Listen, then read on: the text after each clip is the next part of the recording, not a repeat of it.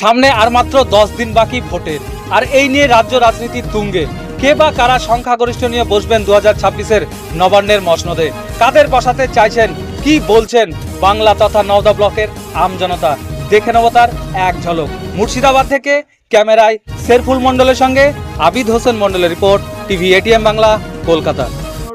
মানুষকে শেষ করে ছেড়ে দিচ্ছে।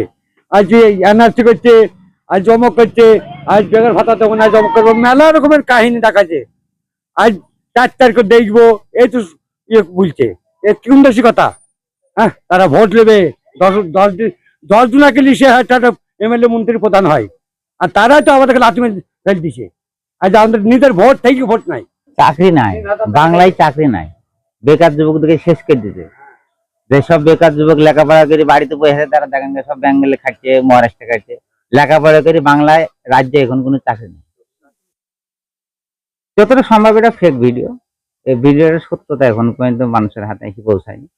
এটা তৃণমূল সরকার মুসলমানদেরকে হুমায়ুন কবির এক সাইড করেছিল বাবরি মসজিদ ইস্যুতে, এবং তৃণমূলের কাছ থেকে বর্তমানে যে রাজ্যের যে সার্বিক বিবেচনা, সেই কারণে আপনি দেখেন যে মুসলিম ভোট তৃণমূলের কাছ থেকে অনেক সরিয়ে এসেছে। সেই জন্য এরা মুসলিম ভোটকে কাছে পেতে এই ফেক ভিডিওটা বানিয়ে, আমার যতটা মনের আইডিয়া, ফেক ভিডিওটা বানিয়ে আপনার এই জিনিসটা বিভ্রান্ত করেছে যে মুসলমানদেরকে হুমায়ুন কবির ধোঁকা দিচ্ছে। আসলে এই জিনিসটা সত্যতা না।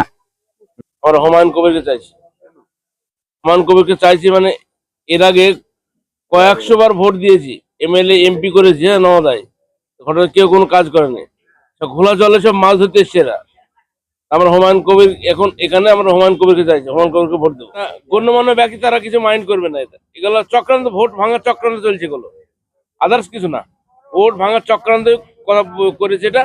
তাই মোদিজির সঙ্গে যে বিজেপির সঙ্গে যে হুমায়ুন কবির 1000 কোটি টাকা রফা করেছে, এর প্রমাণটা কোথায়?